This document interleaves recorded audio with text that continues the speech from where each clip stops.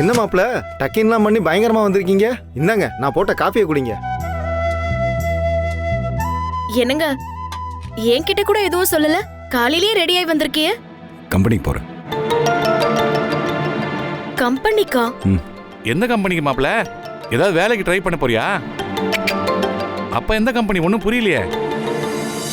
New Karthik finance company. என்ன சொல்றீங்க? நம்ம கம்பெனிக்கு தான்ற. என்னங்க இவ்ளோ சீக்கிரமா யாருங்க கடன் வாங்க வருவா? மாப்பிள நாங்க போய் கூட்டி பெருக்கி வைக்கிறோம், அப்புறம் நீ வந்தா போதும். யார் வந்து கடன் வாங்குறதுக்குலாம் கம்பெனி திறக்கலாமாமா? எப்போ வந்தாலும் கடன் கிடைக்கும்ன்ற நம்பிக்கை மக்களுக்கு வரணும். எத்தனை பேர் தெருவு தாண்டி போகிறாங்க, எத்தனை பேர் பார்ப்பாங்க, எத்தனை பேர் அவங்களுக்கு தெரிஞ்சவங்க கிட்ட சொல்லுவாங்க. வேர்ட் ஆஃப் மவுத் பப்ளிசிட்டி மாதிரி உலகத்தில் வேற பப்ளிசிட்டியே கிடையாது. உங்களுக்கு தெரியும் தானே? காசு போடாமலே விளம்பரம் பண்றதுக்கு ஐடியா கொடுத்துட்டேன். உண்மையிலேயே நல்ல யோசனை. பாக்குறவங்களுக்கு தேவைப்படலனாலும் அவங்க தெரிஞ்சவங்களுக்கு சொல்லுவாங்கல்ல. இன்னைக்கு என்னாச்சுன்னு தெரியலையே. மாப்பிள்ள இன்னைக்கு ரொம்ப ஸ்மார்ட்டா வந்திருக்காப்ல. எனக்கு கூட அதானே ஆச்சரியமா இருக்கு. என் மனசு இப்போ சுத்தமாக இருக்கு. ஒரு பிளெயின் ஒயிட் ஷீட் மாதிரி புதுசாக எழுதுவோம். சூப்பர் மாப்பிளே. இனிமேல் யாரும் என்னை ஏமாற்ற முடியாது. அந்த அளவுக்கு மென்டலி ஸ்ட்ராங்காக இருக்கேன். நீங்க சொல்றது ஒண்ணுன்னா பாக்கும்போது என் கண்ணே பற்றும் போல இருக்கு. அதெல்லாம் இருக்கட்டும், நீ சீக்கிரம் ரெடி ஆகும், ஆஃபீஸ் போகலாம். அது எப்படி மாப்பிள? நல்லவனா மாறினா ரொம்ப நல்லவனா இருக்க, கெட்டவனா இருந்தா ரொம்ப கெட்டவனா இல்ல இருக்க. அண்ணே உன் புருஷனை ஒரு வார்த்தை சொல்லிடக்கூடாது. சும்மா நச்சு நச்சுன்னு பேசிட்டு இருக்காம சீக்கிரமா கிளம்பி ஆபீஸ்க்கு போங்க. அவங்களே ரெடி ஆகி வந்துட்டாங்கல்ல. விட்டா இந்த காப்பி கூட குடிக்க விட மாட்டியே. உன் புருஷனுக்கு ஏத்த மாதிரி ஜால்ரா வேற போடுறியா நீ? ஏங்க ஒரு நிமிஷம் இருங்க, இதோ வந்துடுறேன்.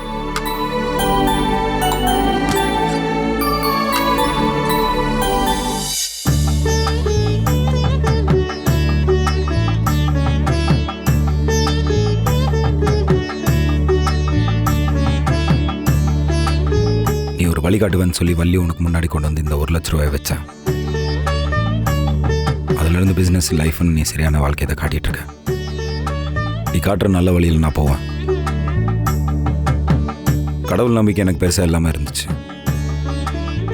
ஆனால் வள்ளிக்கு ரொம்ப நம்பிக்கை இருக்கு. அதனால நான் உன்னை நம்புறேன். இன்னையிலேருந்து என் லைஃப்பில் ஒரு நல்ல சேஞ்ச் வரணும்.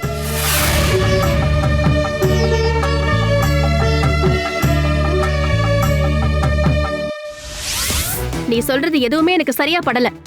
அதெல்லாம் சரிப்பட்டு வராது. நீ இப்படியே பண்ணிக்கிட்டு இருந்தேன்னு வை, அந்த கார்த்திக்கும் வள்ளியும் சாகுறாங்களோ இல்லையோ நீ செத்துருவ. அத புரிஞ்சுக்கிட்டே யோசனை பண்ணு.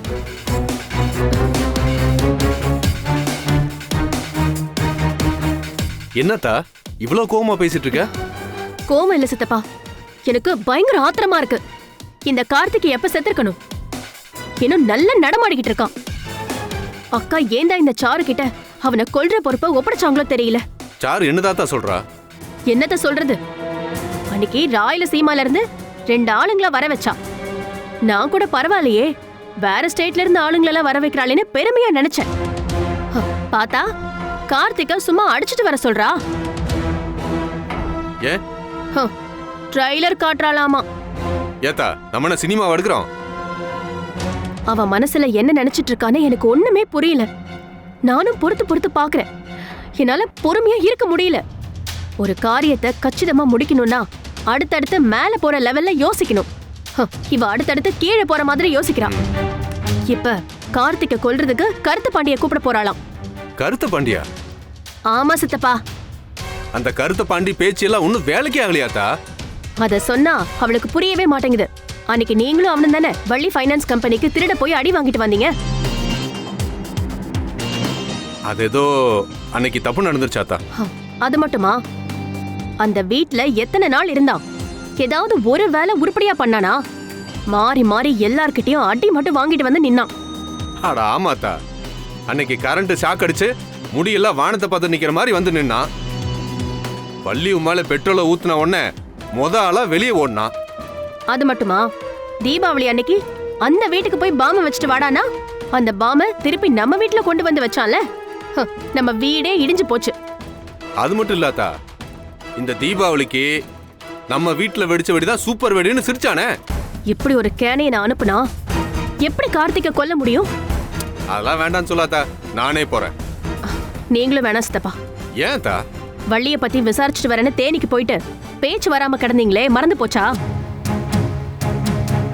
அது அத்தா, அது எதிர்பார்க்காம அடி வாங்குற மாதிரி ஆயிடுச்சு அத்தா.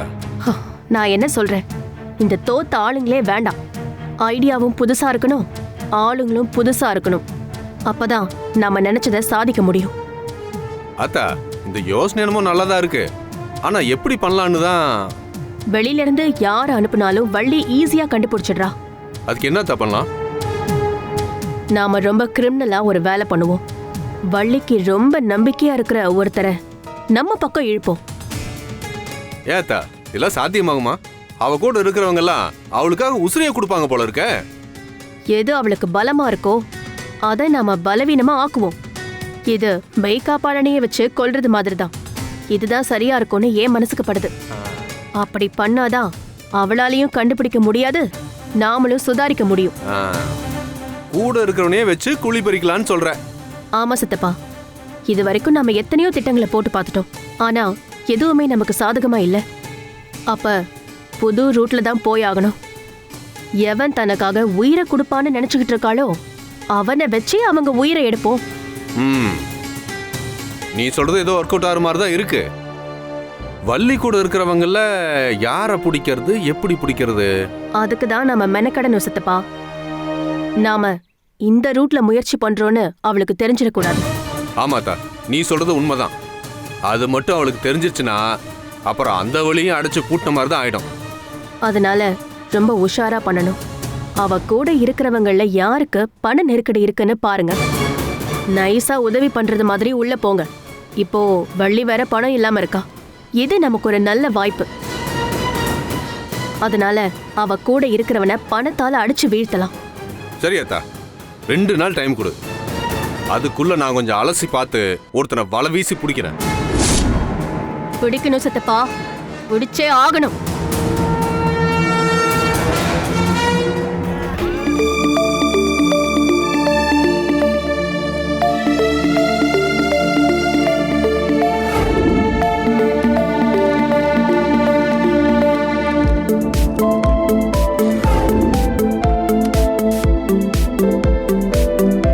மாமா சொல்லு மாப்ள. இது வரைக்கும் நம்ம எவ்வளோ லோன் கொடுத்துருக்கோம், கஸ்டமர்ஸ் எவ்வளோ டியூ கட்டணும், அந்த லிஸ்ட்டில் கொடுங்க. இதுல இருக்கு மாப்ள. இந்த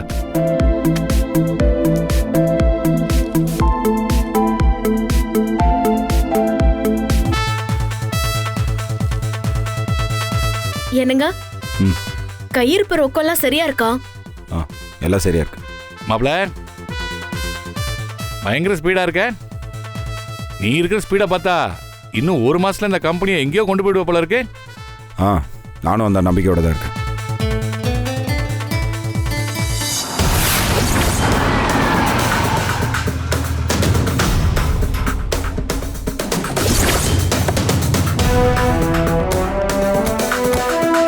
மாப்ள, நம்ம கிட்ட கம்மியா தான் அமௌண்ட் இருக்கு.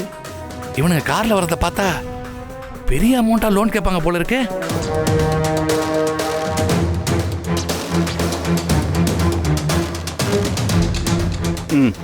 வாங்க சார், வாங்க.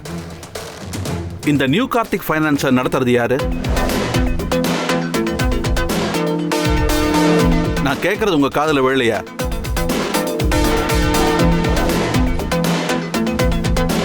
நான் தான் சார்.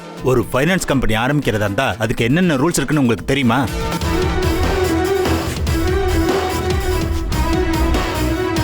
கையில பணம் இருந்துட்டா ஒரு போர்டு ஒண்ண மாட்டி கம்பெனி ஆரம்பிச்சிருவீங்களா? இல்ல சார், கையில இருக்கிற கொஞ்சம் பணத்தை போட்டு சின்னதாதே ஆரம்பிச்சிருக்கோம். சின்னதா ஸ்டார்ட் பண்ணாலும் சரி, பெருசா ஸ்டார்ட் பண்ணாலும் சரி, ப்ராப்பரா ரெஜிஸ்டர் பண்ணணும். ஒரு ஃபைனான்ஸ் கம்பெனி ஆரம்பிக்கிறதுக்கு என்ன ரூல்ஸ் அண்ட் ரெகுலேஷன்ஸ் இருக்குன்னு தெரியுமா? சார், மாப்பிள கார்த்திக் ஃபைனான்ஸோட எம்டி சார். நடந்ததெல்லாம் உங்களுக்கு தெரியும்னு நினைக்கிறேன். அதெல்லாம் சரி, எங்களுக்கு தெரிஞ்சதெல்லாம் இருக்கட்டும். ஒரு ஃபைனான்ஸ் கம்பெனி நடத்துறவருக்கு அதை எப்படி முறைப்படி ஆரம்பிக்கணும்னு தெரியாதவருக்கு? சார், இது ஒரு மைக்ரோ ஃபைனான்ஸ் கம்பெனி கூட இல்லை, சின்ன கம்பெனி. எப்படி வேணாலும் இருக்கட்டும் சார். ஒரு கம்பெனினா உங்க நேம் போர்டை ரெஜிஸ்டர் பண்ணணும். யார் நடத்துறாங்களோ அவங்களோட பேன் கொடுத்து ஃபைல் பண்ணணும். என்ஓசி வாங்கணும், எம்ஓ